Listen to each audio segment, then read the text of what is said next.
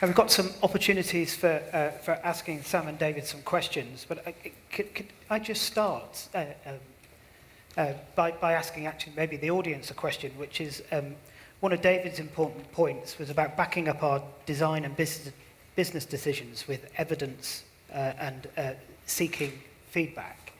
Obviously, the RIBA carries out a benchmarking survey every year, which all chartered practices contribute to. So you've probably all filled it in. Can I ask how many people are actually using it to make decisions in their practices? So how many are using it in a practical way? Yeah. So yeah, maybe what 15%. So I wonder whether it's something that the RIBA could perhaps promote and augment, really, because it takes quite a lot of effort to fill it in. It'd be quite a useful thing to draw upon. So at that point, could I ask, has anyone got, Sam or David, any questions? Oh, there you go. Hi there. It's a question actually for David. I'm going to caveat this by saying I should probably read your book first. But the idea that one seeks empirical data to improve what you're doing is a very intriguing idea. But the question I'm often asked as an architect designing something for a client is, how will I see the benefit for the extra cost of what you're doing is going to get to me? And normally that's a client saying, I want to know that there's a cost benefit coming from the extra additional spend. And I wondered if you had any ideas or pointers about the type of data one might seek to justify that type of decision. Yeah, sure. So, I mean, a simple thing to do is start in the very micro ways. So you're not going to be able to say to most of your clients, hey, why don't we build 2 buildings instead of 1? But what we often do is encourage people to start with small experimentation. So you want to do a little marketing campaign. Well, why would you try 1 version? Why wouldn't you try 2 versions? You want to try some other kind of improvement.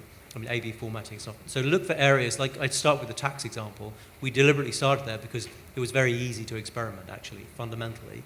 Why on earth was government sending out the same letter to literally millions of people? Why did we think that was the best possible letter? Why on earth not experiment?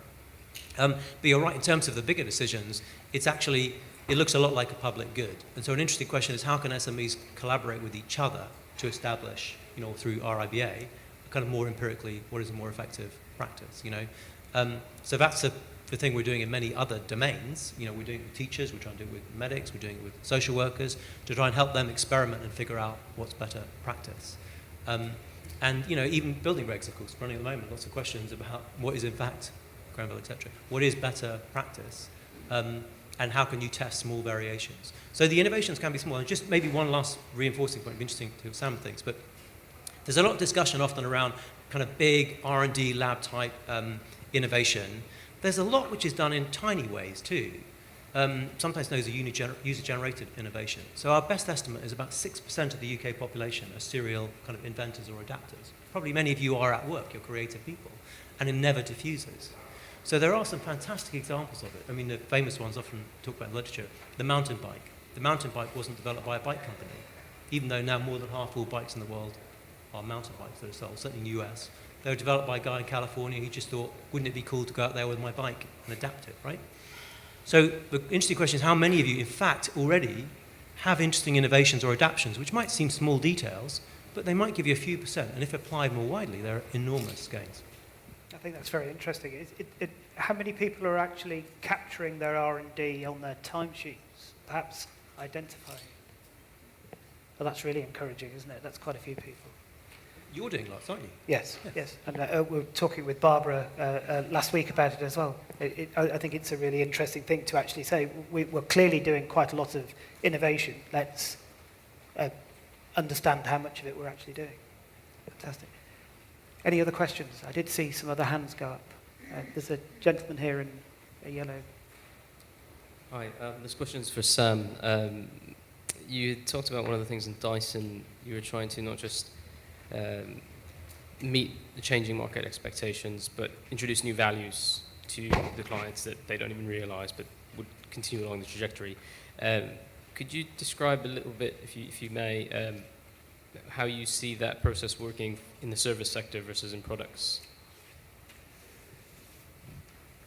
Yeah, I think the key thing about how we work is one, we don't go out and ask people what they want, right? So, the Henry Ford, if you ask people what they want, they just want a faster horse, I think is pretty true. I do think that what we need to do, and actually this ties in quite closely, is you need, therefore, whatever you're working on, whether that is a new product, so ours are very much technology product based, but it could be services, and we do this again with our marketing techniques and with our customer facing services, is that we try and innovate, and we try and do that in isolation. So we try and lock people away and come up with different ideas, and then we test it. So some of the testing is inside. We build mock houses.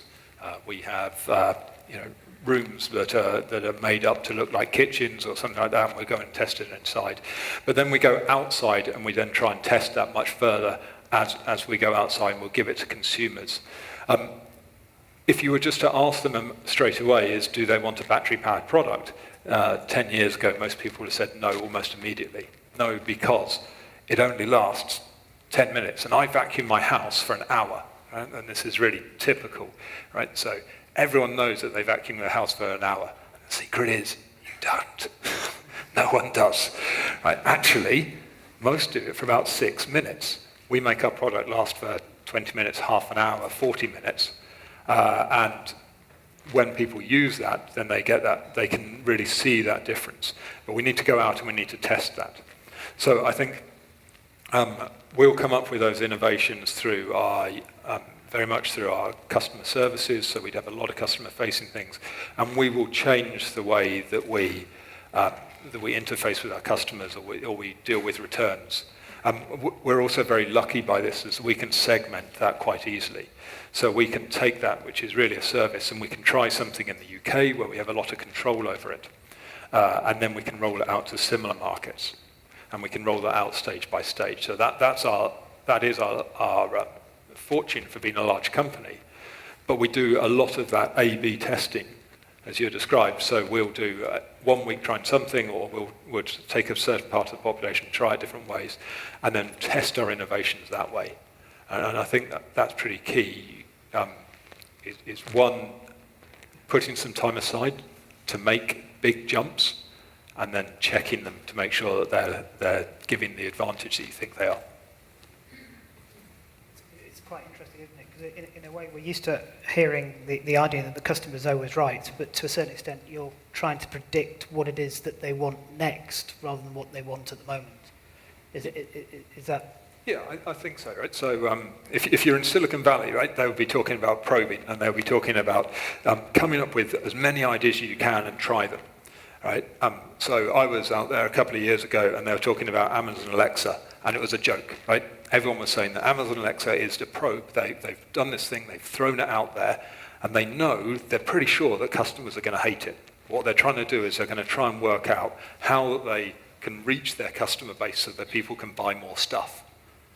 And then everyone bought Amazon Alexa. I've got one at home. Right? I can't live without it. My kids only know how to play music using Amazon Alexa. Right? And in that case, the customers really didn't know what they wanted. You had to do that testing before actually you came back and realized what a big impact it could make. Yeah. There was another point that you brought up, which was to do with cost and around sort of LED lamps. Yep. And where effectively cost is the only measure, that's going to drive quality down in effect, because it's just going to be if the only measure is cost, then you're going to have a lowest cost model.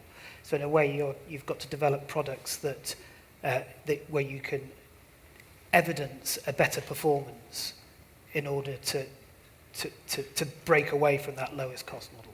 Yeah, I think this is important for everybody. If cost becomes the only denominator, it's a commodity, right? So bars of soap, go buy the cheapest bar of soap because it dissolves fat in the same way that everything else does, right? It's a commodity. The advantage will go to the person who can make your supply chain and make the product as cheap as possible. But most small companies aren't into commodities. The commodities are governed by the large organizations. Where we have that skill is that we can go out and try and find something that is unique and something that can't be replicated. So I just wonder whether that's actually applicable to what we do to a certain extent, in that the only measure that is empirical is our fee, and the other parts of what we do is subjective, and that then effectively starts to push it down. Yeah, you can reveal that, you can de-shroud it. There are lots of areas like that where you don't want to compete only on price.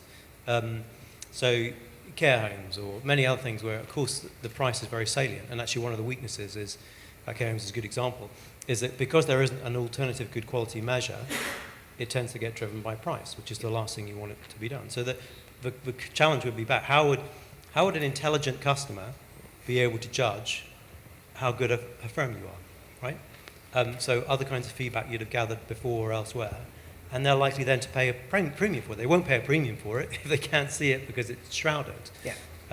So it's a big deal. Or indeed someone coming to work for you. So your prospective employees, how do they judge whether you're a great firm or not, right? If the only thing they can see is a salary and then a little bit more, well, then don't be surprised that they're going to judge it primarily on that. Yeah. And we know that as a driver of life satisfaction, by the way, fortunately, salary alone is not a very powerful driver. Yeah. Whereas your boss, as someone who treats you with respect and courtesy, is really, really important for the social atmosphere you have in a small firm. Big advantage, but if you can't reveal it, don't be surprised you're not getting that gain back. Yeah, I'll build on that. For us, the really important thing is getting that message across, which is why product claims are so important. So if you're trying to distinguish between two products, if you can't distinguish between them because what's written on the box, it's a commodity. If the products are making a very specific claim, then that's their message to you that this is something different. Fantastic. I'm conscious that we've overrun already on our first session, and I know that there were a couple more questions, so perhaps we might be able to answer those in the break. But if I could ask you to thank Sam and David for their fantastic insights.